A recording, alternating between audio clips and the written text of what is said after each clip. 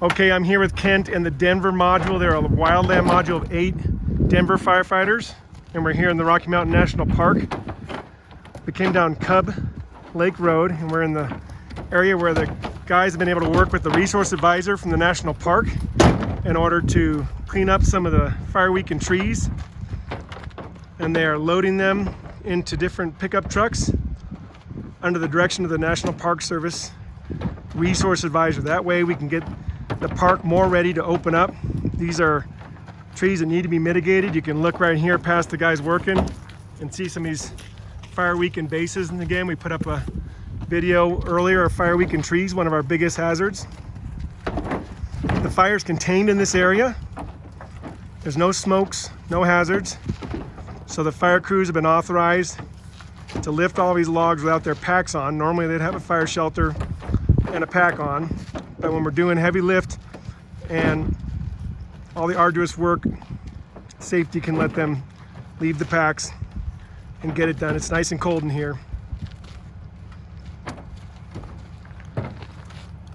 All right, gentlemen, how many loads today? This is our 4th load, I think. Okay, 4th load. Yeah. Who cut all this stuff? So we have sawyers on the crew. They go through and they assess fire weakened trees.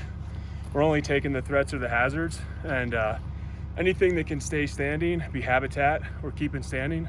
But that way we can get this road open. Popular recreation area, right? Oh, very popular. All right, here's our 3, and then we have a total of 8, right? So 5 other guys? Yep, the Denver mod. The Denver mod. How many days have you been on the fire? This day 14. Day 14. Well, we've been out for 14. Yeah. Day 14, is that what you said? Day Yep, 14, correct. second fire. We've been here on this fire, I think, 8 days now. Okay, where were you before? We're on the left hand in Colwood. Great, I know the locals appreciate it. Just the other day on the map, they said, hey, what's that Australia down there? That's the Colwood fire. It's got a little shape like Australia. How'd that go? It's good. Yeah, good. Weather really helped. Right on, so you guys are the kind of resources, just like everybody else, state, local, federal partners who can move around fire to fire.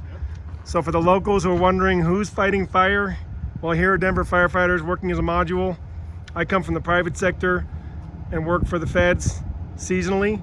And then we have hotshot crews in here. We have BLM, Bureau of Land Management. We have Bureau of Indian Affairs, contract crews. It's a whole partnership, right? Yeah, it's been a big season, so it's Yeah. awesome to be able to get out and hopefully things settle down for the rest of the year. But it's an awesome opportunity to get out with Denver and be able to help some of these local communities.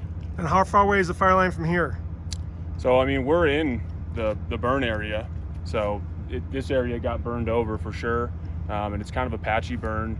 It came over the divide actually over here. Yep, So, we're in the Spruce Creek drainage, aren't we? yes, Coming sir. up here, and then the Fern area. Yes, sir. And so if we were to try to find the nearest smoke to here, where do you think we'd have to go? So just up in here, you can see smokes. We've had some smokes puffing over here, but we've had eyes on everything that we think is a hazard. Anything that's well interior in the black, we're keeping eyes on, but in terms of hazards, we're feeling pretty comfortable and trying to keep our situational awareness up. And then you've had the air support, right? The helicopters have been flying over, and then infrared cameras. So the division supervisor and operations chief provide us all that video, Yep. and then they provide you with some of the intel, right? Yes, sir. Yeah, so they do infrared flights throughout the day, at nighttime, and we get that information in the morning in our IAPs. So we're getting the most up-to-date information we can about where the heat is, what the hazards are, what the weather is, what the wind's going to be, and then we make our plan according to that. Great, and just to break that down, the IAP, which is right here in everybody's pocket, is called the Guide to the Fire. That's the nickname for it, right? It's your Guide to the Fire. Great, well, thanks Denver Fire. We appreciate you being here. I know the locals have been wondering some of the faces of the men and women out there, and here you are, saving the day. Thank you. Thank you.